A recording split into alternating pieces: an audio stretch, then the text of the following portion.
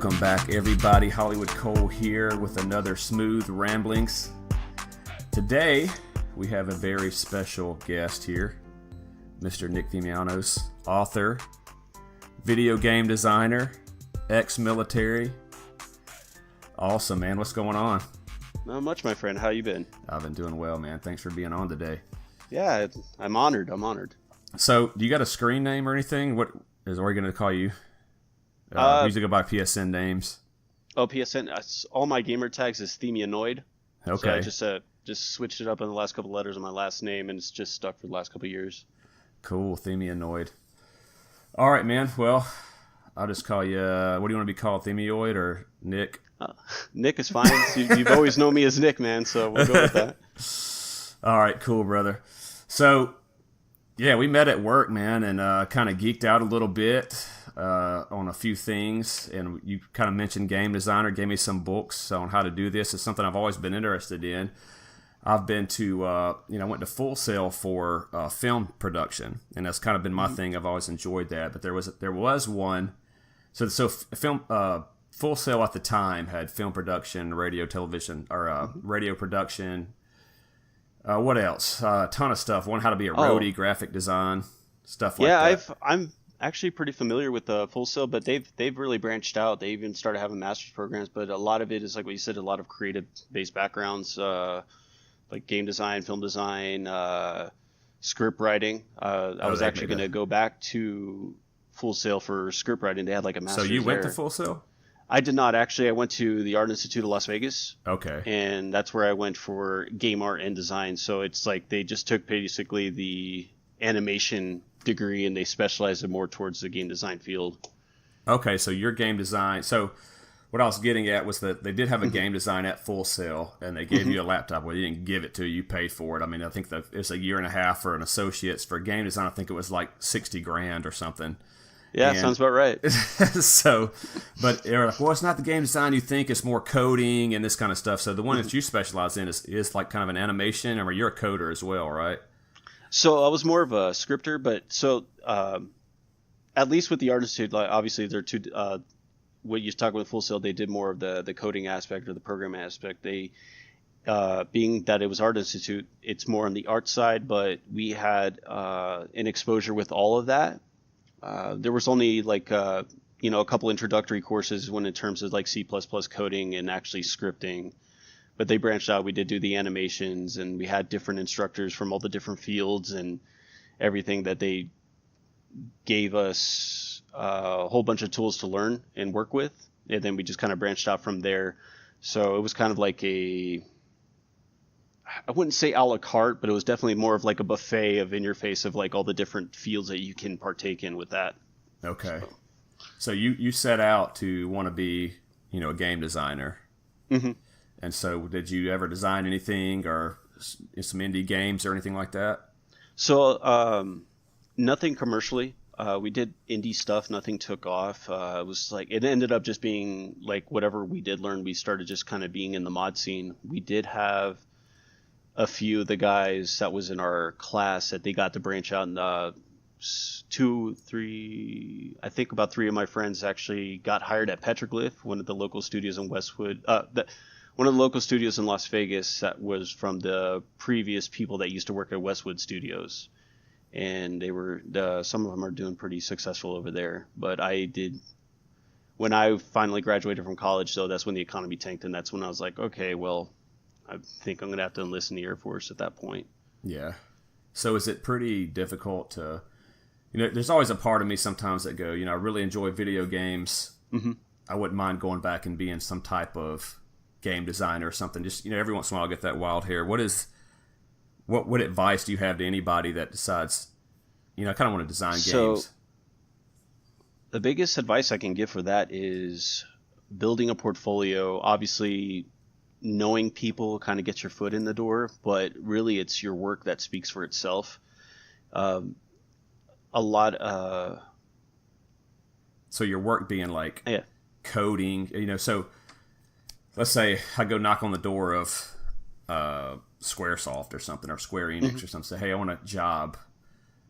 Here's my resume. I mean, I have nothing. I just got school. And so are they going to say, well, how do you program this? Or is it just like, man, A lot of those things. So the scary thing about the game design field, and I think that was what's pretty disheartening, at least for me. But I was young, much younger then. I didn't really think about it. It's like a lot of it requires in-industry experience, or they expect you to have a title release. So how are you supposed to get hired if you don't have that experience? And that's part of who you know, and getting your foot in the door that way.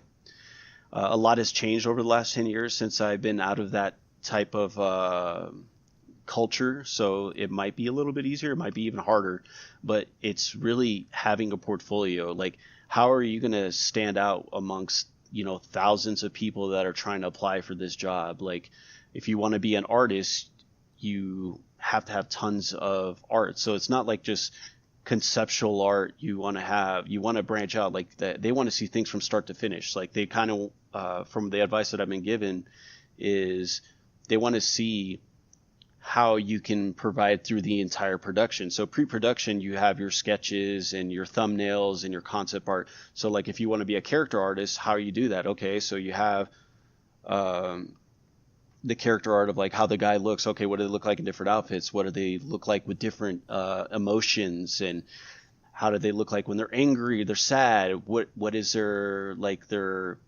anti-version, like the anti-Flash, if you got Flash and the anti-Flash, how do they look?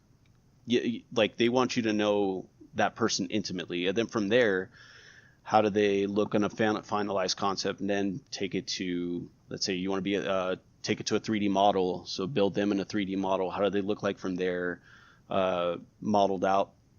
Now, you could animate them and stuff like that, but if you're not a strong animator, it's suggested to not do that, so it doesn't hurt you. But if you're just like the character model from start to finish of these sketches to this full 3D character, that's the kind of stuff they want to see. If you're trying to be like a level designer, building levels, getting the experience in all the different game engines, so you have so many now. You got Unreal, you have Unity now, which is pretty amazing. You have Infinity Ward, Quake, Infinity Ward stuff with id Software. If you're pretty familiar with all the id type engines as well, so Quake. Right. Trying to think off the top of my head, but like the biggest ones, like I said, would be Unity and Unreal. So that brings from me. That's not I did a little bit of programming just in Java, and of course like the HTML and CSS and all that good stuff, PHP, but never any actual. So when you say a new engine, so if I'm a C+ programmer and I step into id Software, they have their whole new engine is a whole new program language. Is that safe to say, or am I off base? I wouldn't say it's a whole new language that you're learning. When I'm talking about engine, it's like the actual what is running the game itself. They might have their own, depending on big studios like id Software, Blizzard, and all that, they might have their own proprietary software that they use to run the games that not many other studios can work with. But I mean, like Unreal used their writing software is called Unreal Script, and Unreal Script is pretty much based off Java. So it's kind of the same concept and everything like that. But the engine itself, it's like we're talking about, it's what compiles all the assets, and you have everything there in order for it to have the game run off that. Okay. So it's just its own program, if you will.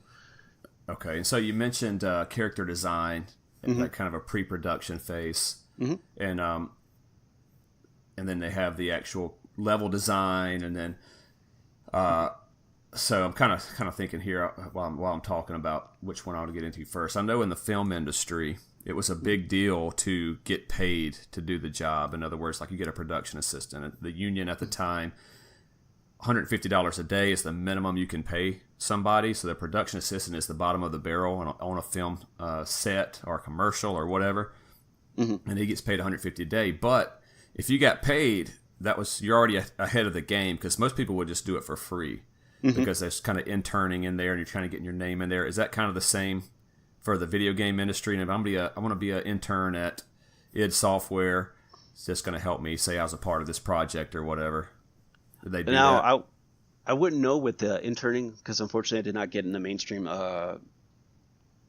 part of the industry, but I mean, I think a lot of that deals with getting paid. Like if you're not getting paid, it would definitely have to be with like independent developers and stuff like that. There are some studios out there where, you know, you kind of you self-publish or finance. Like, you know, a lot of the designers in the studio will pull in their own money to kind of keep the game afloat. It's very risky, but for some people it's paid off. Now a lot of indie developers now are using like GoFundMe, Kickstarter, and I think with Fig is another one.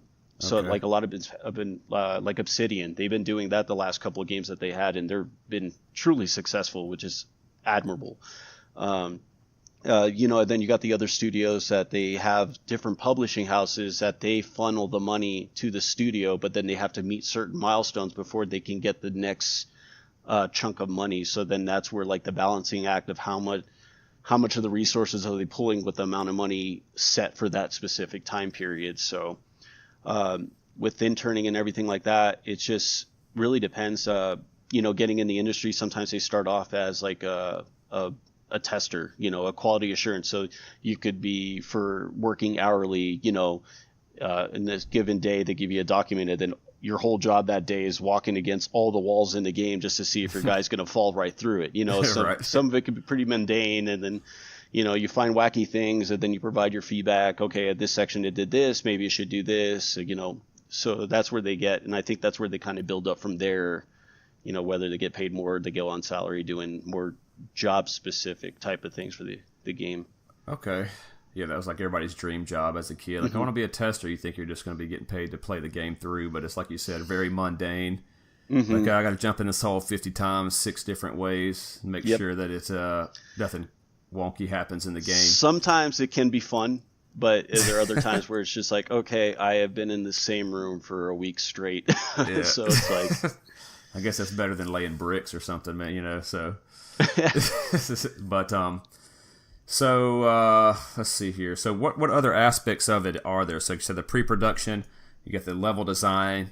Is that kind of the same? Well, so that's just a level design, but the coder, there's some type of actual programmer.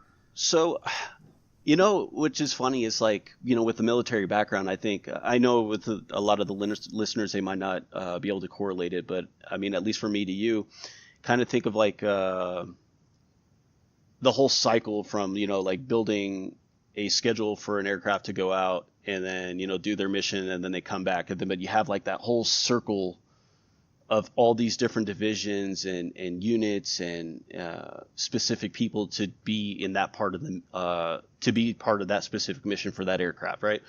So it's kind of like the same mentality for the game. So yeah, you have your pre-production crew, and then so a lot of it's going to be everybody's got something to do with this pre-production. You got your artists that are doing all the conceptual art. They're going to build how this world is, right?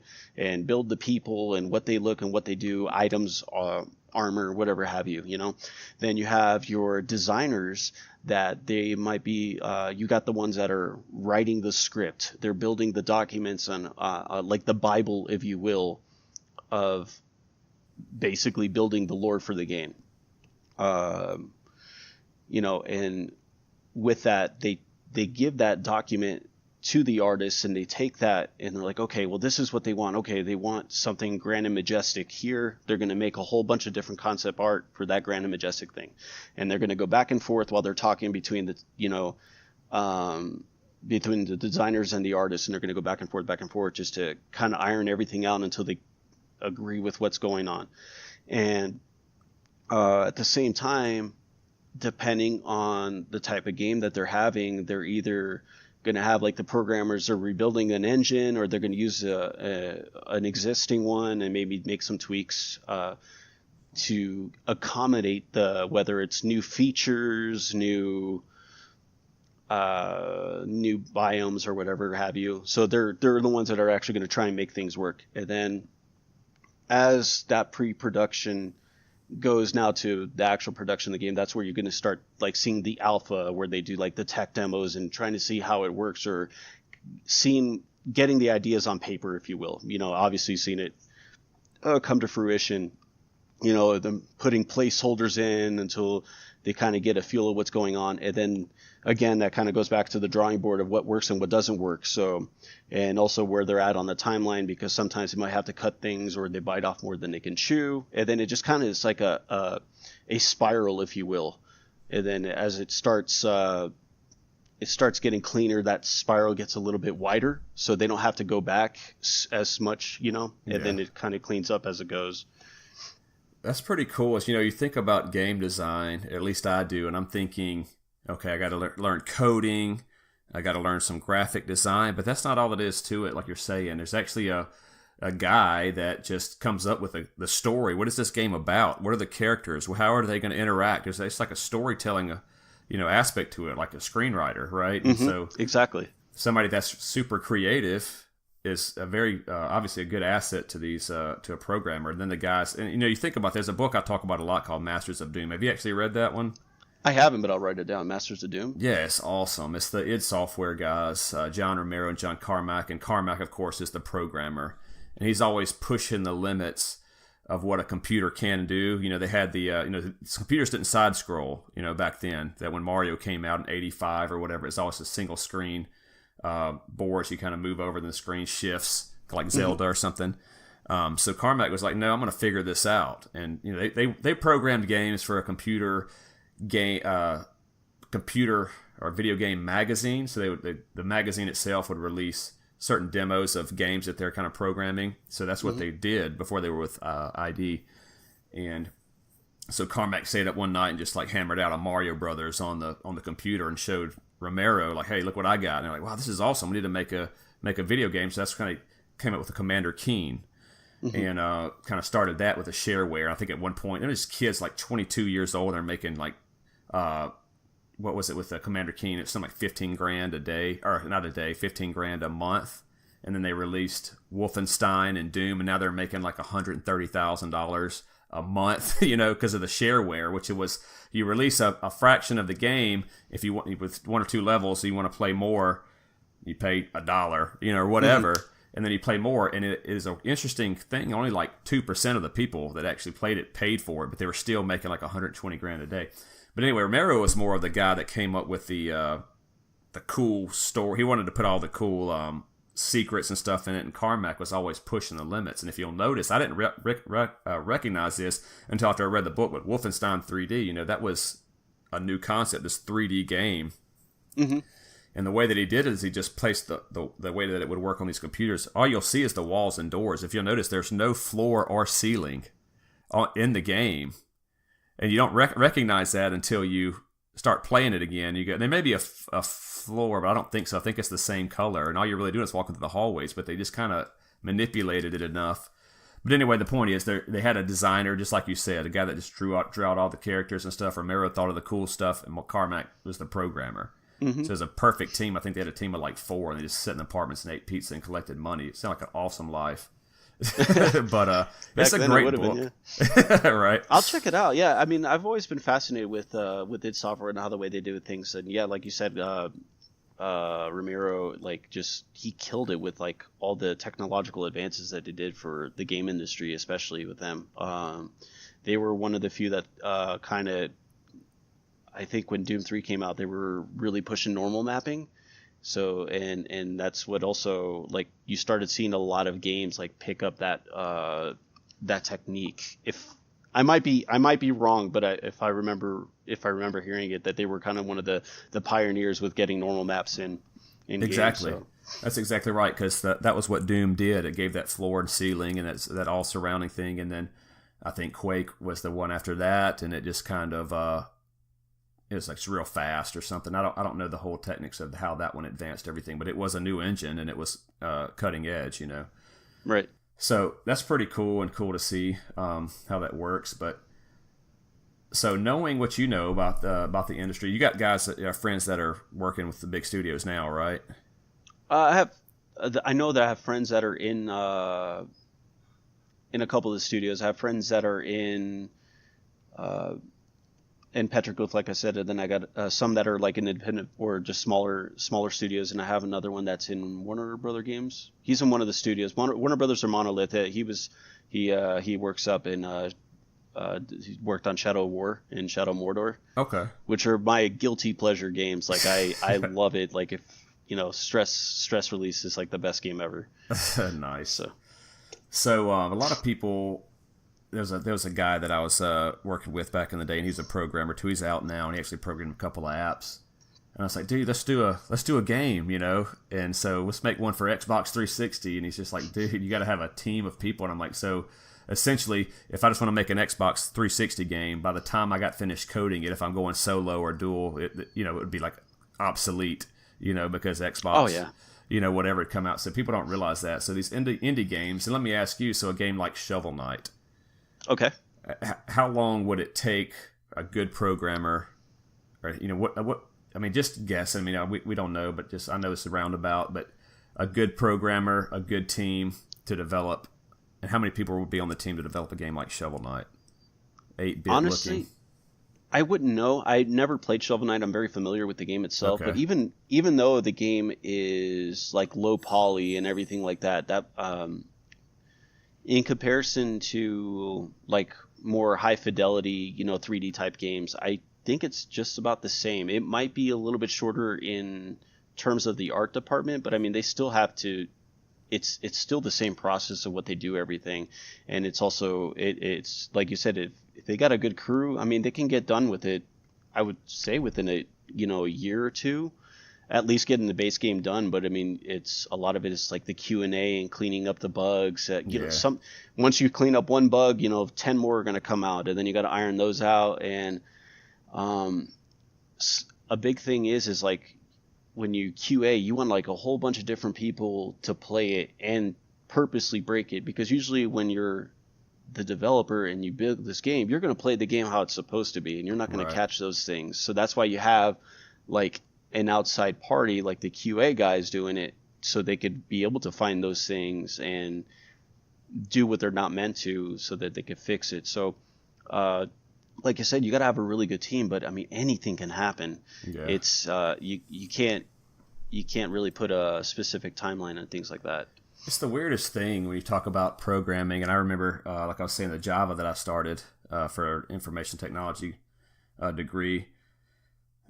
We're just typing away in Java, and you compile it, and this one particular, I can't remember what this program was, but it's something like, here's today's date, and if you put what is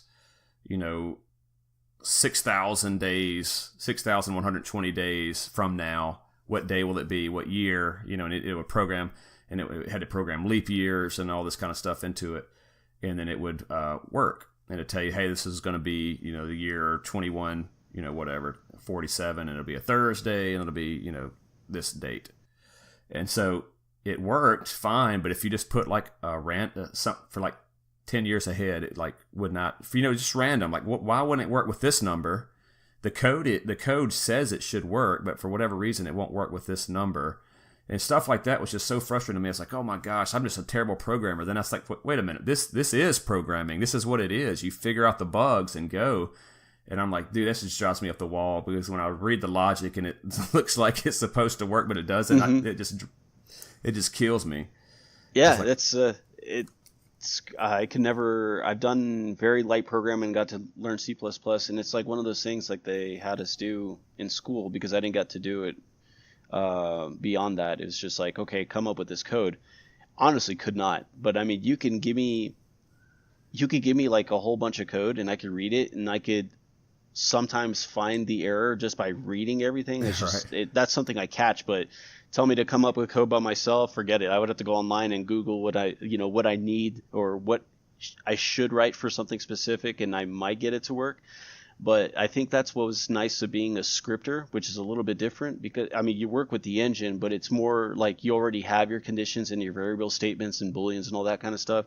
And like with scripting, all you have to do is like, okay, when X player enters this door, play this sound, and then enable this cinematic. So you already have all your resources. You're just kind of piecing things together. So then, but let's say like better. Exactly. So I didn't mind scripting, because it went hand in hand with doing the actual levels, and that's something I really liked. It's like I really loved working on levels themselves, like blocking them out, getting the pacing done right, and all that. But like programming, I commend all programmers, like just for how well and how hard they work on trying to get things to go smoothly for the game itself. Yeah. So one more thing about this, if you can explain it, and then we'll move on. But it's just something, you take a game like Mega Man or Shovel Knight is why I was thinking about it. The controls are so crisp, so responsive, and other games don't have that. How is it that it seems like the logic is just, hey, if you push this, he goes here. If you push this, he goes here. What makes a game have good controls? I mean, is it just because it has crappy controls because it has to compile so much code at one time and it can't be as responsive as others, or?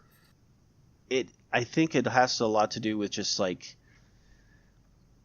how you compute certain values in. So like it could be anything from movement speeds and how quick the responses are with button pressing and what they do. So whether it's like pressure sensitive and how it reacts to the pressure sensitivity.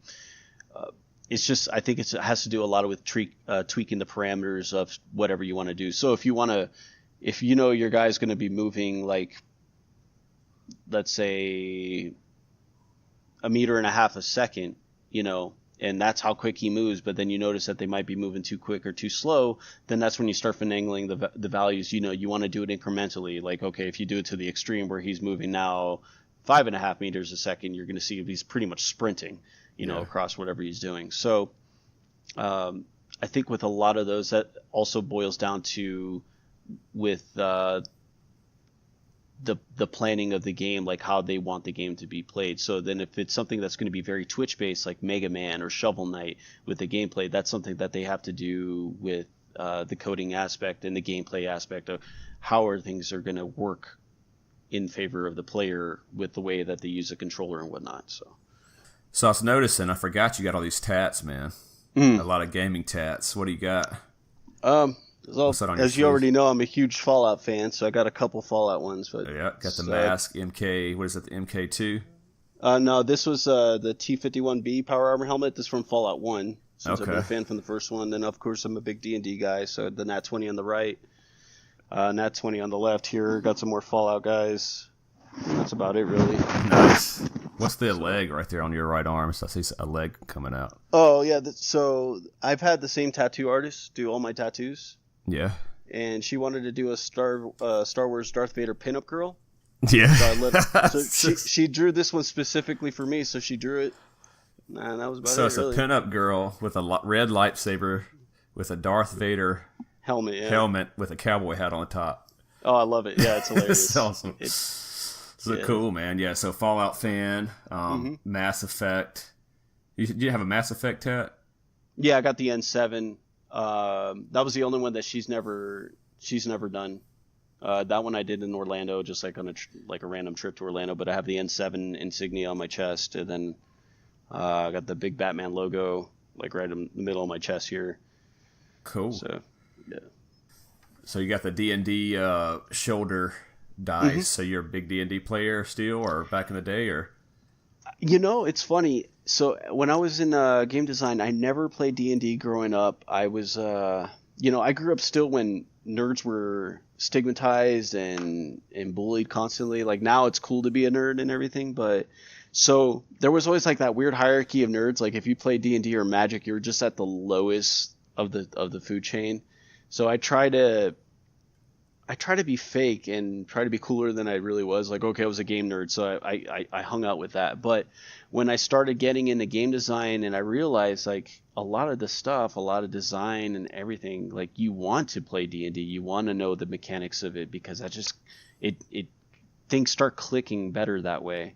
And so I started learning. We never got an opportunity to play together, but I would read like the books and everything. And then when I finally enlisted in the military and I went to Germany, I actually met a group of people that played D&D. So I got to play for the first time ever with this big group of all these nerds from different walks of life, all in the military, and I fell in love with it. And I've been playing. I still play. We play on Roll20.net, because we have everybody's all geographically separated. But so it's like a program you can get on, and just like we're doing now, kind of, where you can play with just having a FaceTime with everybody or whatever?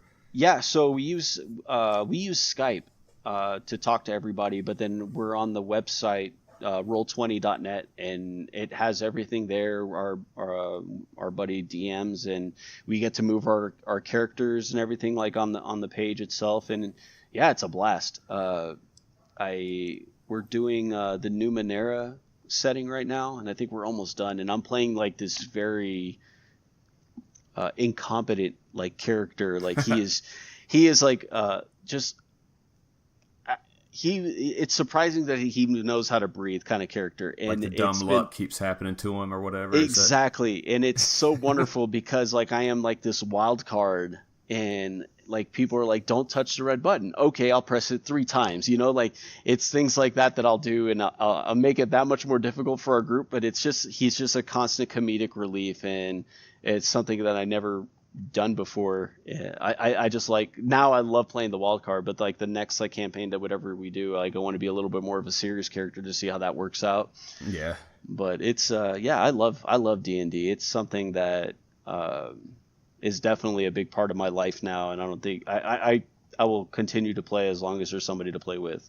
Is that your favorite genre, like fantasy with the swords and magic, or is it more sci-fi, or I played one? I'm always partial to traditional Western fantasy and stuff, like you said, with swords, elves, and all that kind of stuff. But I mean, I played different settings. I've done Star Wars. We've done a Fallout. We've done Shadowrun. Shadowrun. That would be mine. Yeah, we didn't do Shadowrun in the traditional sense with just the 1d6 dice. We did modern D20 rule set just in a Shadowrun setting, which apparently was actually really fun. So I guess cyberpunk, if you will. But and the Numenera has its own. It runs on a D20 system, but it's a little bit more different. But I don't know how to explain it. But like you have like these efforts that you can place into whatever skill you do. There's not like, you can specialize your guy however you want it, but you're not really constricted either. It's more imaginative based. So it's a lot of fun though. So what did you think about the cyber? You watched the E3, or you keep up with that at all? I honestly have not followed much of E3 this year because of my work now. Just my hours have kept me up early in the morning, and then usually I'm asleep by the afternoon. But I mean, there's a couple of things that I caught. I did see the cyberpunk. It is cyberpunk. I saw the announcement. I don't want to follow anything on that specifically because I want to be surprised with that game, because I do like CD Projekt's games, like obviously The Witcher. I love them all. So I just if there's a game that I'm actually absolutely interested in, I try not to follow as much as I can with it, so then I could be like wowed, literally. Yeah. Because those kind of games, it's going to be good. A CD Projekt Red, Witcher 3 is just crushing it. I mean, it's one of my favorite games, and you've heard me say it if you've listened to this podcast at all, but just the amount of content that you get for $60. I mean, I remember I bought all the expansions. I haven't even touched them just because I wanted to show support for. I mean, I felt like, man, $60. You spend a lot of time on this game. I don't even know how far deep I am into it, but got to be hundreds of hours, at least 100 hours into it already. Witcher 3, and I had to delete it off of my PlayStation 4 to put another game on there. I'm starting to play Horizon Zero Dawn and had to delete. You still keep the save file, so when I do want to play it again. But yeah, I hated that. It's like, one day I'm going to get back into Witcher. But I just turned it off for so long. I have yet to finish 3 like you. And honestly, it took me at least 2+ years for each Witcher, for the first 2 Witcher games to beat. Because there's just so much, and I loved it. Like the first one, not as much, but it's just there. It's a lot of story to grasp in comparison to all these other games. There's just so much lore. It's so deep and like meaningful, especially. So right. So you actually wrote a book, a fantasy book, Figarian Legacy.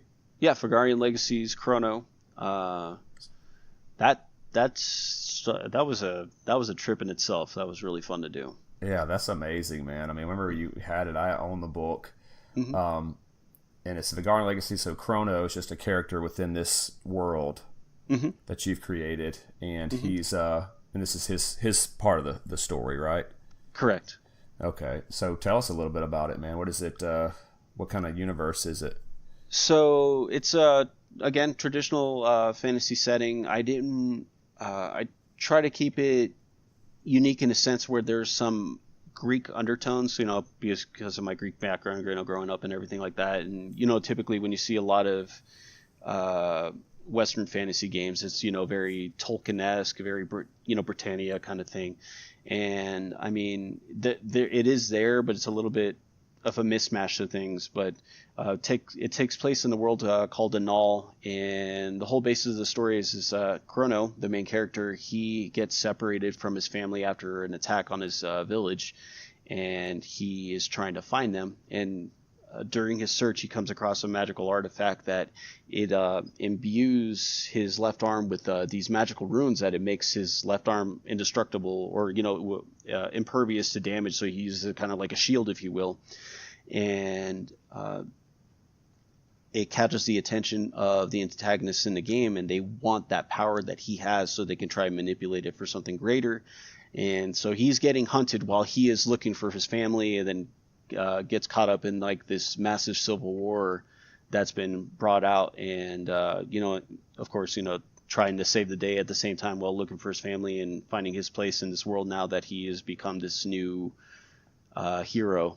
And yeah, it was a trip. I mean, the idea initially started when I was like 17. So I mean, I guess writing the book, it took about 11 years to actually write. But I mean, the actual, for what is out now, it took about 4 years to actually write the book, because when I first joined the military is when the solid idea came down to paper, and then a couple deployments and a PCS here and there. This got what got me to finish it.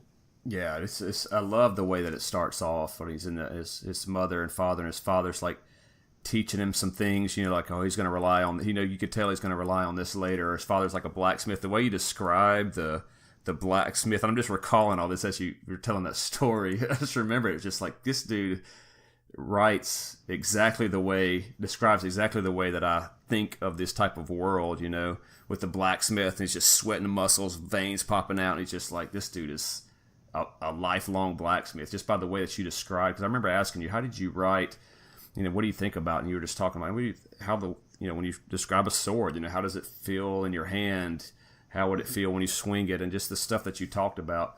And then Chrono leaves after the attack, and he starts meeting his, these other people that kind of get into the party, the kind of traditional thing.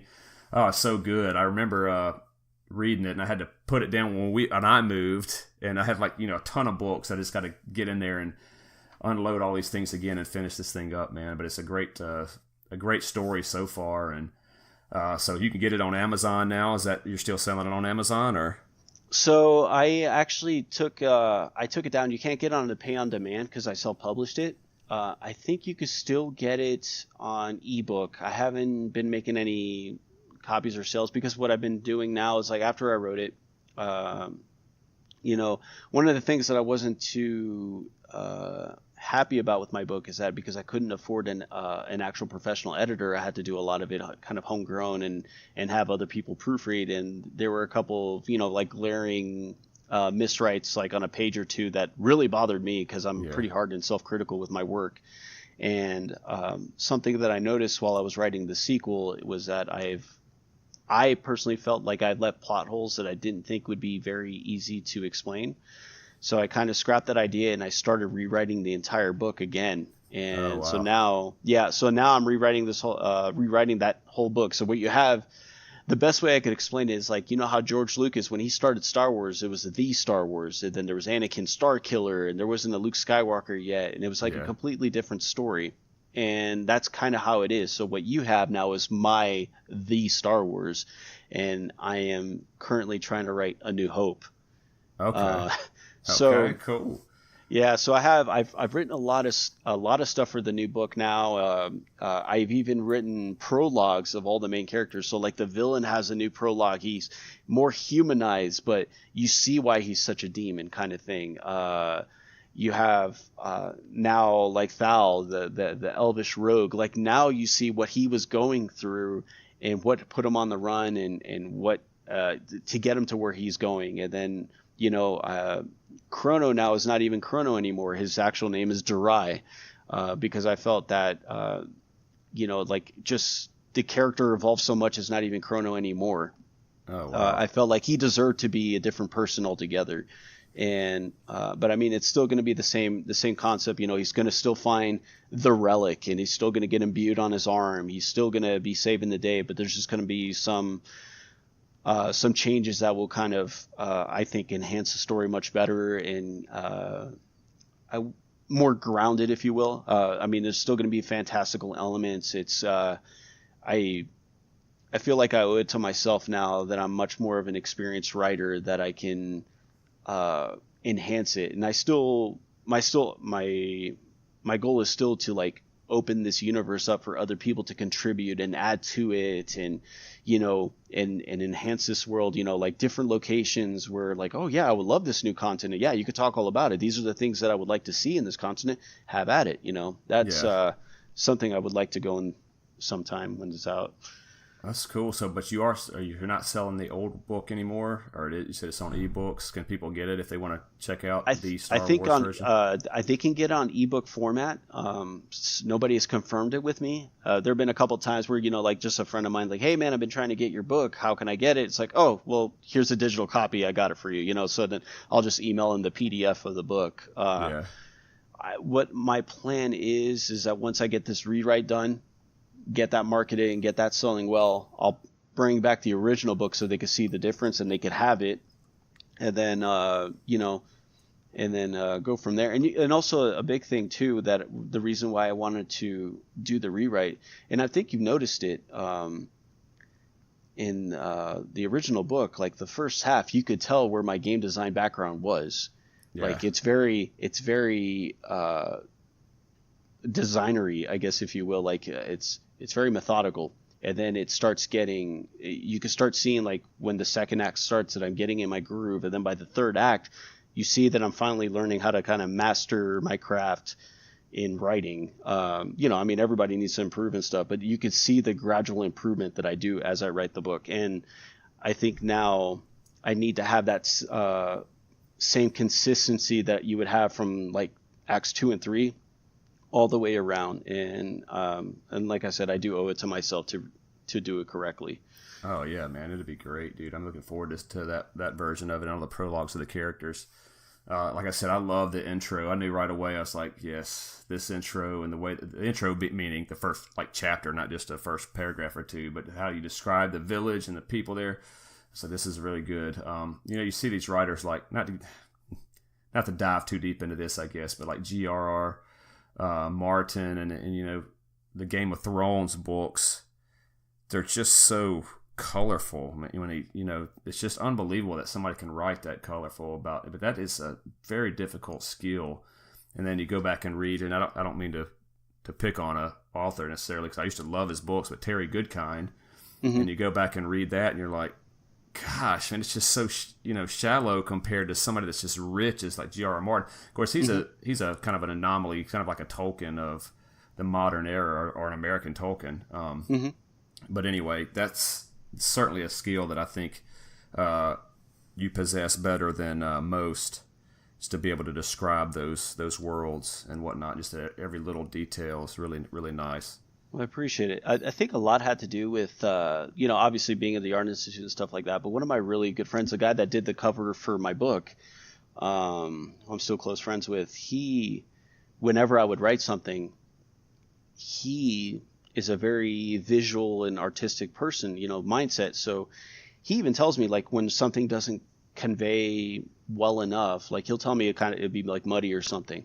And he's like, make me feel it, make me understand it, like make me actually see it. Yeah. And so then I started doing that.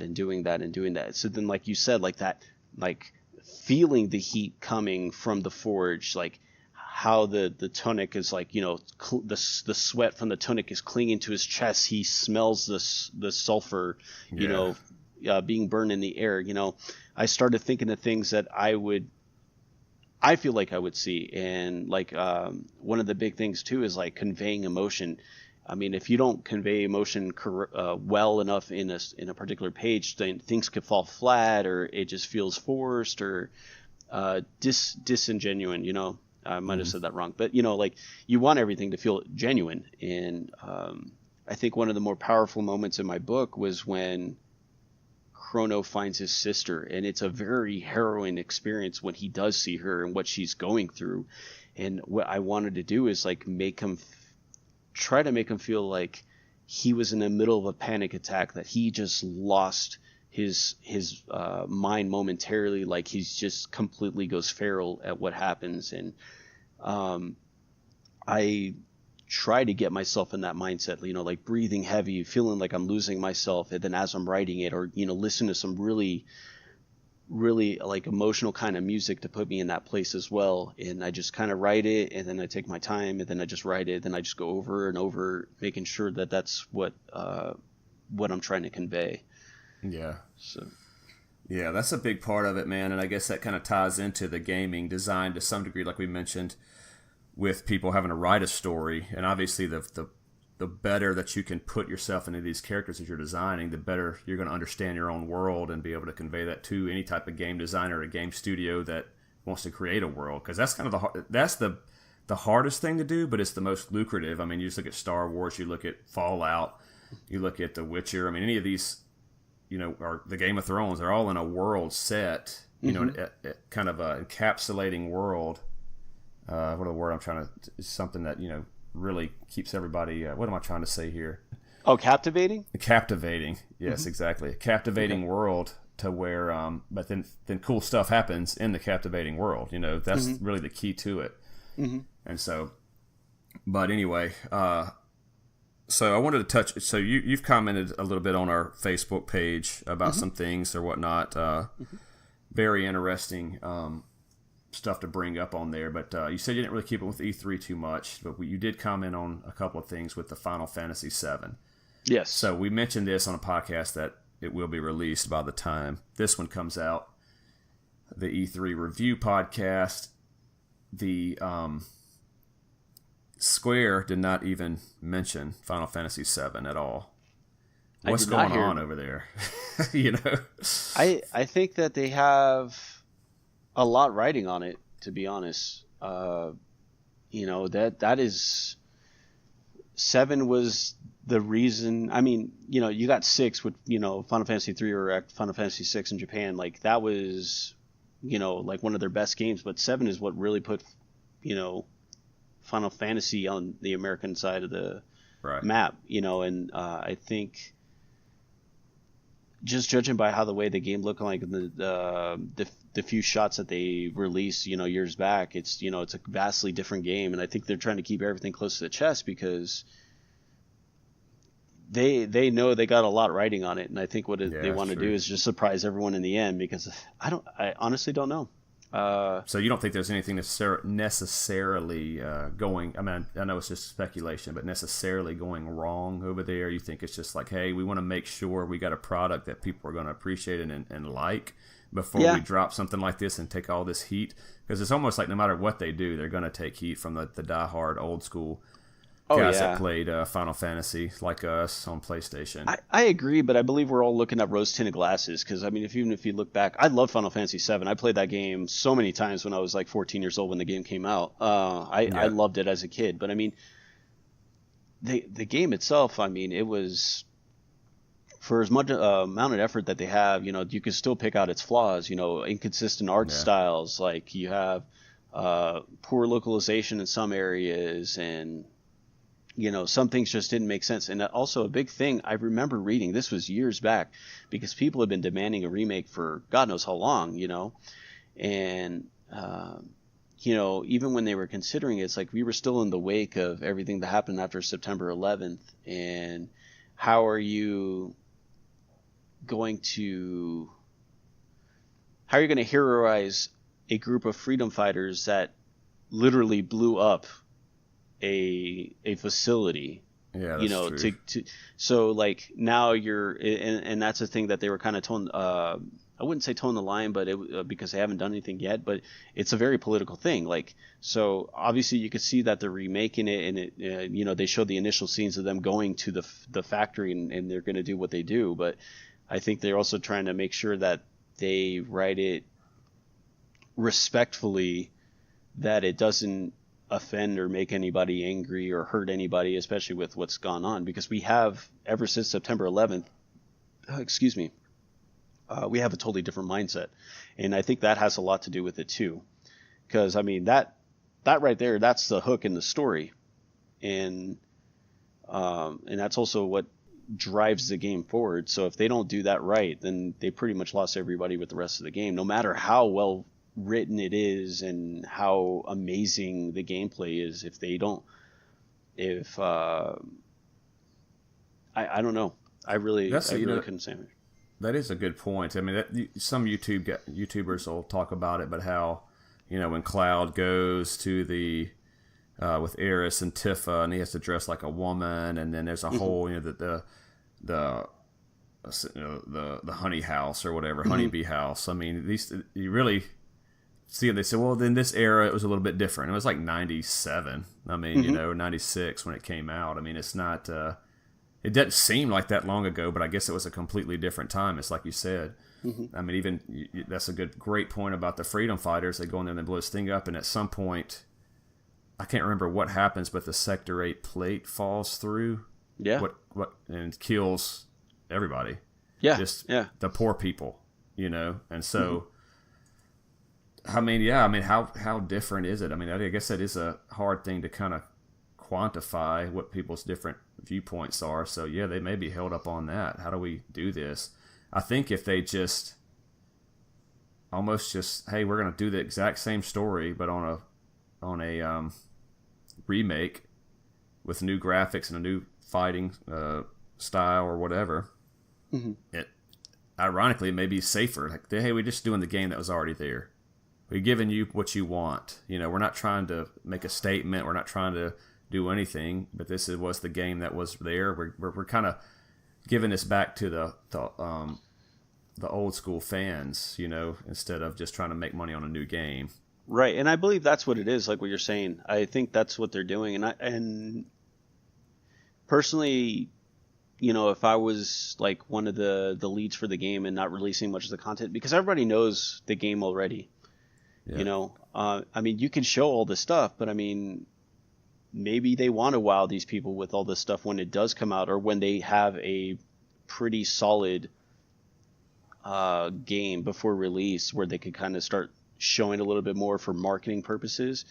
And to me, I've always found it kind of agitating, where you got these people that they're showing off this game, but it's like years and years and years away from it going to be released, or like the time is indeterminate, and in doing so they're showing all these things, like the Peter Molyneux complex, like, oh, I promise you this and this and this for Fable, and then you get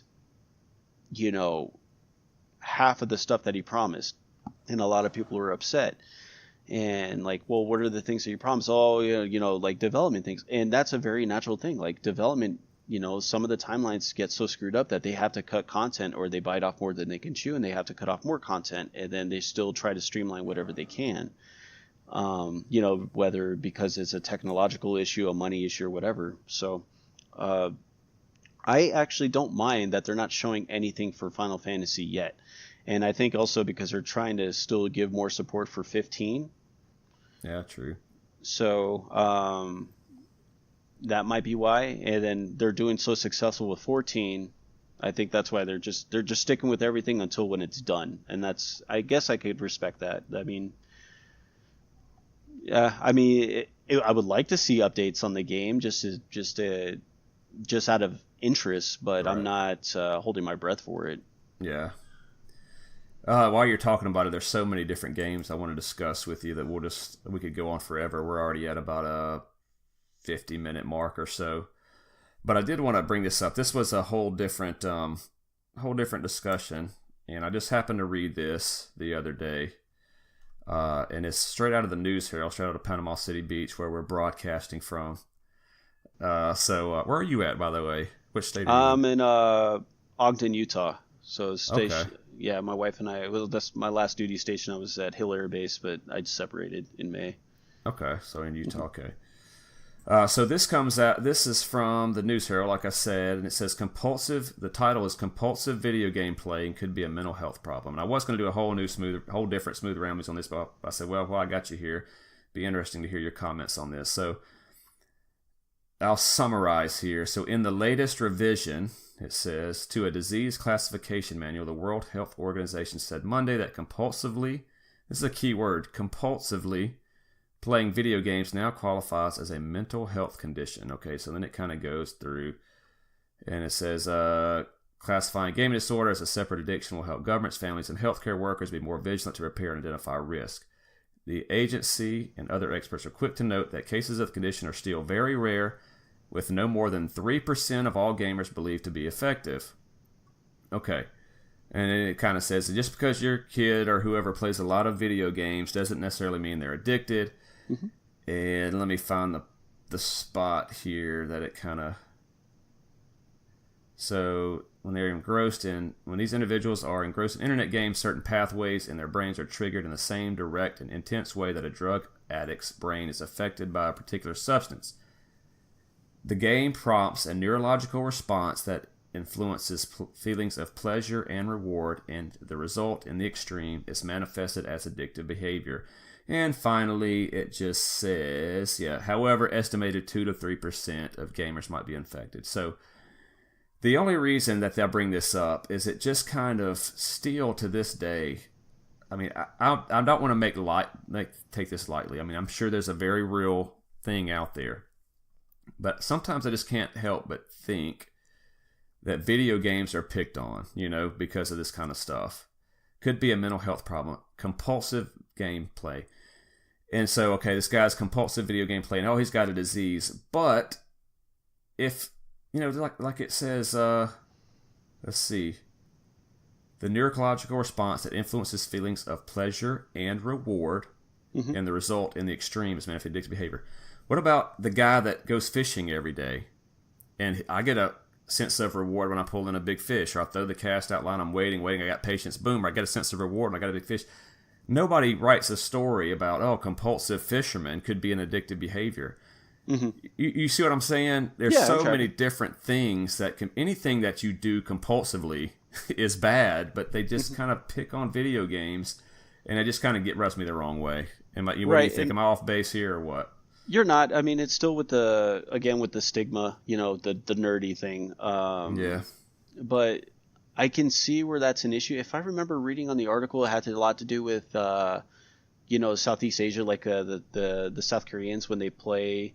There are a lot of not a lot of players, but there have been reports of players that they play to exhaustion. So those are And like literally died. literally, yeah. So I mean, Yeah. again, that those are the extreme cases, but those are maybe the ones that they're really talking about. There are those people that's all they do, and it consumes their life. But again, like you said, there are other things that people can do, like fishing or other risk reward type scenarios that that it's so gratifying that they continue and they continue and they continue. It's just I like how that article was written though, because it seemed very non-biased. Yeah. Hey, there is this, like they have classified it, but mind you, don't be worried. This is for like an extremely small following of people that this is affecting. And so I'm glad that the author was considerate of that instead of, video games are, another scapegoat in the pile kind of thing. Yeah. But there are those people that they just like it just consumes them. There could be worse things, but I guess it's just I've always felt like playing in moderation. But I had, like you said, there are those times where I could play a game and I'll play for hours and not even realize it, and then I'll have moments of these lulling moments where I won't play for a couple weeks anything, Yeah. and then maybe an hour here or two there. But it's good to see that it is being acknowledged that there are those that can be detrimentally affected just because they have no self-control. Right. But there's some other underlying problem, probably not. The video games didn't cause this. I mean, I don't know. I'm not a health expert, obviously, but my main thing is just the skydiver, the thrill seeker. That's what he is when he's compulsive. He's not a mental problem that this guy needs addressed because he likes to jump out of planes over and over again. As he's that, they don't really you don't really hear that stigma toward it. But that's really my point to it. I agree the article is well written and it's not biased. I think it just tells facts, which is good. And it is from the News Herald, and I do like what they do. They seem to be pretty just straightforward, and it's kind of our local news here as well that I watch. I'm not. I don't watch national news, or if I do, you just kind of whatever side you're on, you just kind of always take it with a grain of salt. So local news, that's kind of always tell my wife. Once it affects me, I'll start caring about it. There's never been anything on the news that on the national news that I've watched that's changed my life. I couldn't tell you a big news story other than 9/11, as we mentioned. Since 9/11, that's changed my life. So it's really just made me do nothing but worry or get mad or something silly. Mm-hmm. But these type of news stories, they are real informative. But that's just really, I mean, there's no point. I just don't like that. It's usually from people that don't play games. It's I've heard of the kid that he just kind of is not himself when he doesn't play video games for, when we go somewhere he doesn't have his game. Well, it's like that's what he's developed into his life. That could be anything. Yeah. Anything you've kind of make the life pattern out of, you're going to kind of, when you get thrown out of that pattern, you're going to feel a little bit uncomfortable. I agree. Getting coffee in the morning. Like, I didn't get my coffee, now I'm kind of irritable. Oh, you silly, you got to get your coffee. Nobody goes, what? I'm so sick, you got to get these games out of his life. Mm-hmm. Nobody goes, we got to get this coffee out of your life. This is just serious.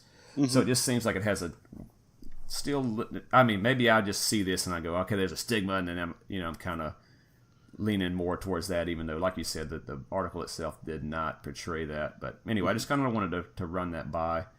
Yeah, I do think it's interesting. But yeah, and you're right. I do agree with you because with it's just, I think it's because there's still that mentality, that's still that stigma, like to